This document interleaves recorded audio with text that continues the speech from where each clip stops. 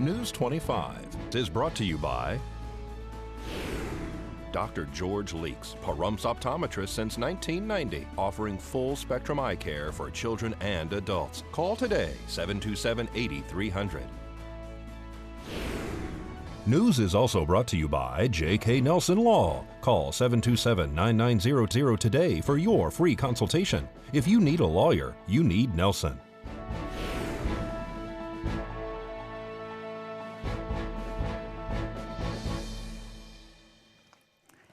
Tonight, a freak accident leaves one man fighting for his life, and locals looking for New Year's Eve fun don't have to leave town. News 25 starts now. This is News 25 with Deanna O'Donnell. News 25. Local coverage you can count on. A man whose limb is trapped is finally rescued days later. It's Monday, December 30th. I'm Deanna O'Donnell. Well, a disabled man in a wheelchair, they say, was stuck in a piece of furniture since Friday. Police and medics were dispatched to a home on Royal Avenue this afternoon for a disabled adult male who had his arm stuck inside a hide-a-bed, allegedly since Friday. The patient was found by another individual and notified emergency personnel. The victim was taken to the Mercy Air helipad on Calvada Boulevard by Pahrump Valley Fire and Rescue ambulance with a traumatic injury, possibly a broken arm. The Nye County Sheriff's Office deputies were called to the scene as well because the homeowners had recently passed away and they were unsure who the individual was inside the home. According to officials, the victim was allowed to be inside the house.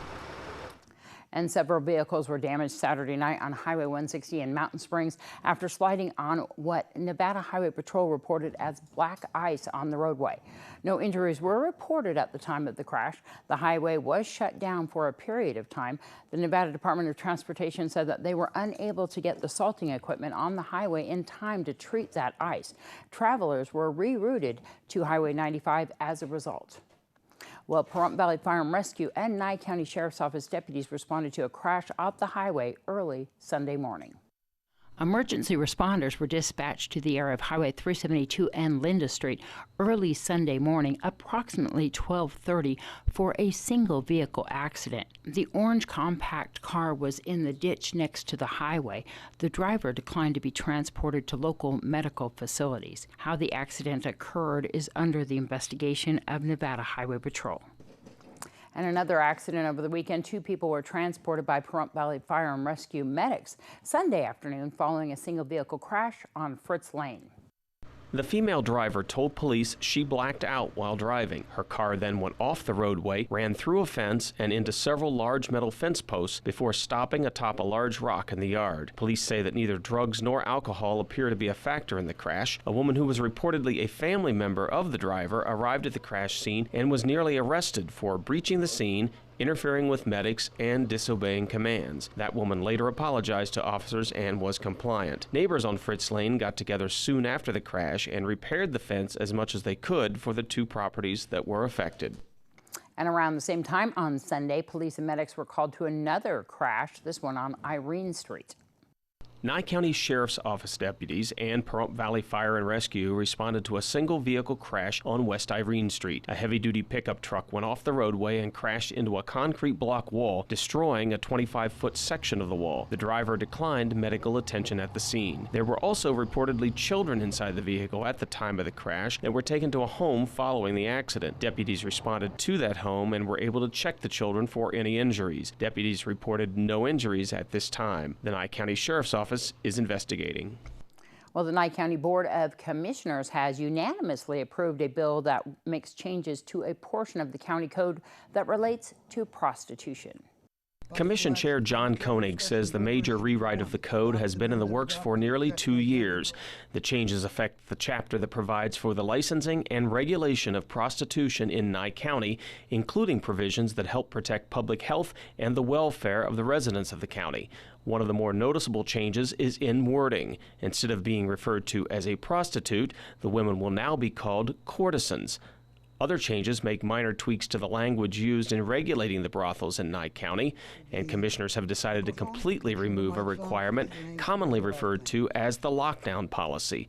That part of the code effectively kept the courtesans from being away from the brothel for more than 24 hours. The 24-hour lockdown policy is based on the stigma of sex workers being dirty and irresponsible, not scientific facts. I urge you to repeal the 24-hour lockdown policy and the Nye County brothel ordinance so that courtesans may go home to their families at night and be able to live normal lives. Repealing the 24-hour lockdown would be the start of making the policies in Nye County's brothels more beneficial to the courtesans who are the ones affected by these policies. The courtesans are the brothel's biggest asset. Without courtesans there to sell our services, brothels wouldn't exist. And I feel like it's about time that we're treated with respect and like we're normal human beings. And I also would like you to keep in mind that there's about 20 brothels in the state of Nevada. Only 3 or 4 of these brothels have restrictive lockdown policy, which is about 15% of all brothels. I believe that it's time for a change. One thing I've gotten to know from their standpoint is the terrible stigma that goes with this legal business in Nevada. And I just want to commend this commission for the language changes that you have in this proposal, referring to these professional women as courtesans and as brothels rather than house of prostitution.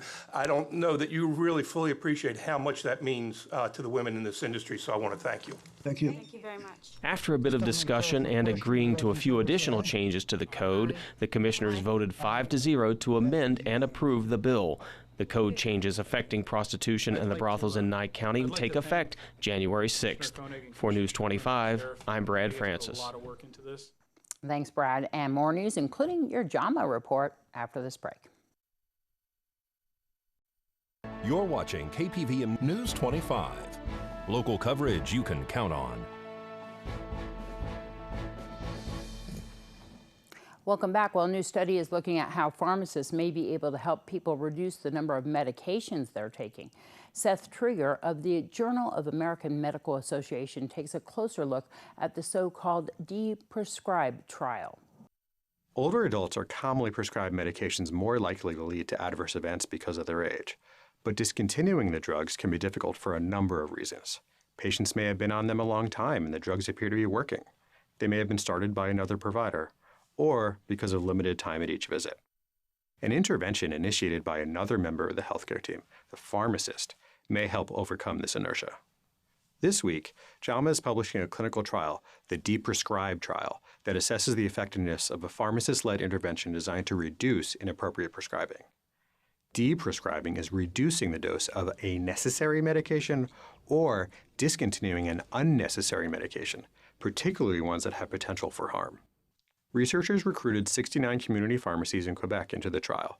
The pharmacies filled prescriptions for 489 patients older than 65 years who are on at least one medication from 4 drug classes thought to carry significant risk of harm. The 4 classes were sedative hypnotics, specifically benzodiazepines and the Z drugs, zolpidem and zopiclone, first-generation antihistamines, glyburide, and selective NSAIDs. At pharmacies randomized to the study intervention, pharmacists gave or mailed an educational brochure about de-prescribing to patients. They also sent the patient's physicians evidence-based recommendations about the patient's medications. Control pharmacies provided usual care without educational information or recommendations. The primary trial outcome was complete cessation of prescription fills for any of the 4 medication classes 6 months after randomization, sustained for at least 3 months, and without substitution of another inappropriate drug. Let's review the results. Participants had a mean age of 75 years. 34% were men, 66% were women. After 6 months, 43% of patients in the intervention group had stopped at least one inappropriate medication, compared with 12% in the usual care group, a mean difference of 31%. Sedative hypnotics accounted for most of the difference, but 38% of patients who attempted to taper a sedative hypnotic reported withdrawal symptoms. The authors conclude that their pharmacist-led education intervention was more effective than usual pharmacy care and more effective than previous attempts to reduce inappropriate prescribing through pharmacist-physician communication alone or through software alerts. They also point out that generalizability of the results outside the Canadian system requires further research. An accompanying editorial provides context for the trial findings.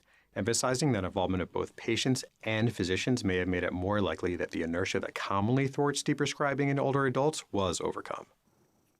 Thanks, Seth. Well, a Pahrump man is facing charges of child abuse and domestic battery in connection with alleged abuse against his stepchildren.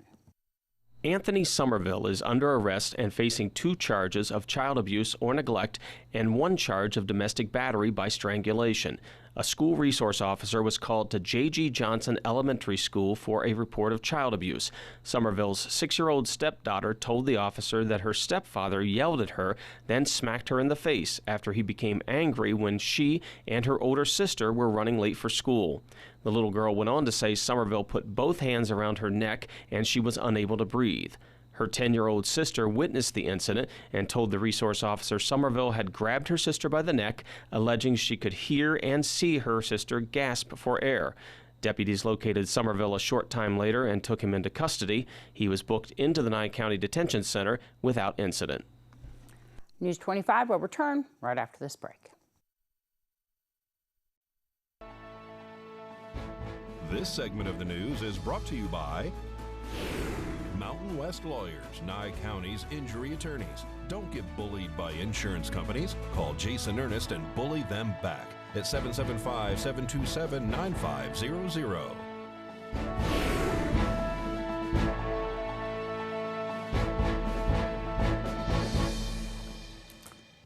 Well, let's join Darby with the cat that's available at our local shelter. Today's Save a Pet is proudly sponsored by Jason Ernest with Mountain West Lawyers. Call 775-727-9500. Hi, I'm Darby here at Desert Haven Animal Society, and today we are joined with Sally. Sally is a year-old domestic short hair. She is an all-black kitty cat. She's super beautiful. Has really soft fur, very beautiful big green eyes. She has a very cute little personality. She was making mush in her kennel. Definitely come and see her and all of her friends here in the cat room at Desert Haven Animal Society. They're on Sierra Lane behind the Nye County Courthouse. You can give them a call at 775-751-7020. You can check them out on their Facebook page at Desert Haven Animal Society or go online to deserthavenas.org. And that's all the black cats that we got at Desert Haven there. We called it our Black Christmas Special so that you guys can adopt a cat down there. Well, the inaugural event, the Monique Allen Memorial DAV Donation Dinner, is Sunday, January 5th from 3 to 6 p.m. right here at the Moose Lodge in Pahrump. They're going to have chicken fried steak, a bake sale, entertainment from the Nevada Silver Tappers, drawings, and so much more. You want to come down to this. It is open to the public, and it's going to benefit local veterans right here in our town and the DAV Chapter 15. The Moose Lodge is located at 1100 East 2nd Street, and once again, that is January 5th. We'll see you there. Well, we want to let everybody know that today's Ed News is about a wonderful camp that's a cowboy camp to help children with responsibility. We are the last remaining ranch school in the Southwest. No question, this summer cowboy camp tucked into the mountains in Mayer, Arizona is not like others. Some come here and have never seen a horse before and want to go away to cowboy camp and come specifically for that. So we break up the kids into different groups and different riding abilities and go from there with them. This is Roxy. She likes to go fast. When she sees the barrels, she likes to go. 11-year-old Blake McCarthy is among those who already know how to ride. A junior rodeo competitor, he's here to fine-tune his skills. But riding isn't all the kids are learning out here. They're also charged with feeding and cleaning the horses as well as mucking stalls. I think a lot of them, it teaches them a lot of responsibility. They are responsible for helping care for these living, breathing animals. The camp counselors are students who attend boarding school here at Orem during the regular school year. Summers, well, they're an opportunity for a select few to hone their leadership skills. In fact, the best of the best are chosen for the summer gig. I approached them toward the end of the school year and said, you know, I'm going to need some help here this summer, and you've shown me that you're responsible, you're capable, you're a quick learner, and you're really good with other students. Definitely like a mom, kind of. I mean, we had a kid the other day running barrels, and I was like, oh my gosh, oh my gosh. But he ran them perfectly, and I was like, whew. They call us the Wranglers. We help the campers We tack up horses, we catch horses, we take them on trail rides, we help them in the arena. The cowboy camp counselors are wrangling in skills far beyond horsemanship this summer. As a boarding school, our students are here 24/7, and we rely heavily on our leadership students to be able to help us create a culture of inclusion here at the school. Being out here on the range now will help the teens ride successfully through the upcoming school year. Kim Martinez reporting. Thanks, Kim. Well, you know, winter is here, and you can still take some action to prepare for this changing season. Angie's report talks about the readiness checklist. As temperatures drop, it's time to make sure your home is ready to keep you warm and dry in the months ahead. Cross these items off your to-do list and rest easy that your house is in good shape. Check your gutters one last time before winter. Most basement water problems are the result of clogged gutters, so you want to make sure any last-minute leaves didn't fall, lurking to cause a problem. A quick check inside your home can help you avoid another water disaster, frozen pipes. Check insulation. Check the insulation in your attic and make sure you have an adequate amount and add more if necessary. Also check around pipes. Adding insulation can help you avoid a burst pipe and many headaches down the road. Plan ahead to stay warm, whether you have a furnace or fireplace. Make sure your filters are changed. That may be something that you do or that your service provider does on a scheduled basis. When it comes to fireplaces, nobody knows fireplaces better than a pro, a chimney sweep or somebody who specializes in those things. So make sure they're good so that you know that the coming winter you don't have to worry about anything. Don't forget to pay a little attention to your yard, too. Trim your trees. Make sure branches are away from your house. You don't want to run the risk of a raccoon family taking up residence in your attic to stay warm. A lot of really good tips there, including the 5 Ps that we always talk about here, which is the pools, pumps, pets, plants, and pipes. Make sure your pipes are wrapped, and of course, take care of your pets, especially if they're dogs or any kind of domesticated animals. Make sure that you bring them in. And also, the Pahrump Valley Fire and Rescue talks all the time about not putting those heating elements outside in your barns and not covering them up with any kind of carpeting or rugs, because you can overload those electrical sockets and the wires, and they could heat up and cause a fire. Well, I know that everybody's wondering what's going on for New Year's Eve. Here in town, we have a lot of events happening, and we want to make sure that everybody's aware of them. You don't even need to leave town to have some fun tomorrow night. At the Pahrump Nugget, they are going to have the band Nearly Departed. At Goldtown, the Greg Peterson Band.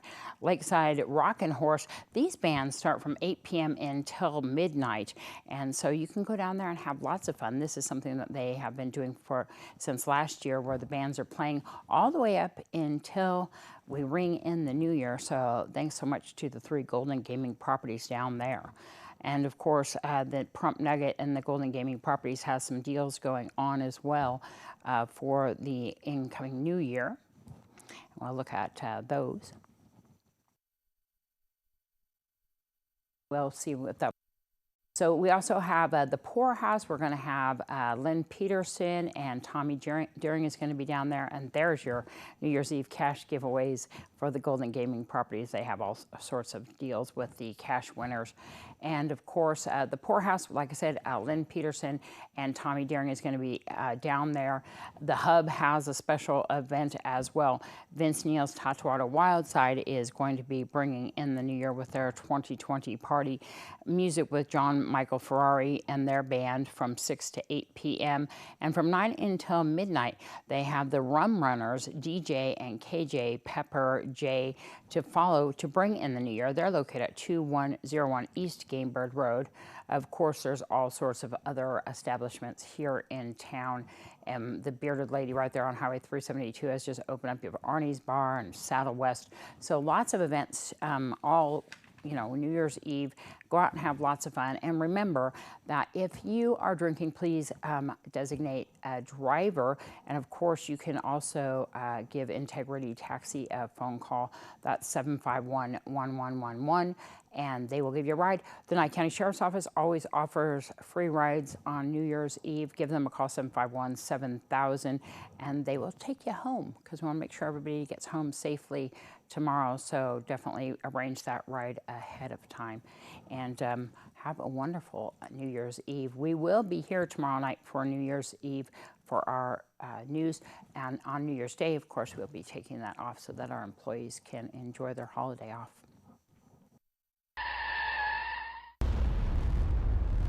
News 25 WeatherCam is brought to you by Lerner and Rowe Injury Attorney's Office in Pahrump. In a wreck, need a check? Call 702-877-1500.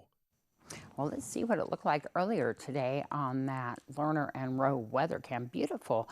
Not even a cloud in the sky over there. I'm looking at Mount Charleston. Still got a lot of snow on that mountain and some of the lower surrounding hills. We'll tell you what's in store for our weather for New Year's Eve right after this break.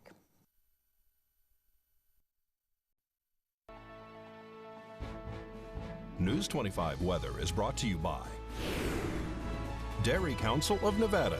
The splash of cream in your coffee, the dollop of sour cream on your burrito, the melted toasty cheese on your pizza. Undeniably delicious, undeniably dairy. Enjoy what's real.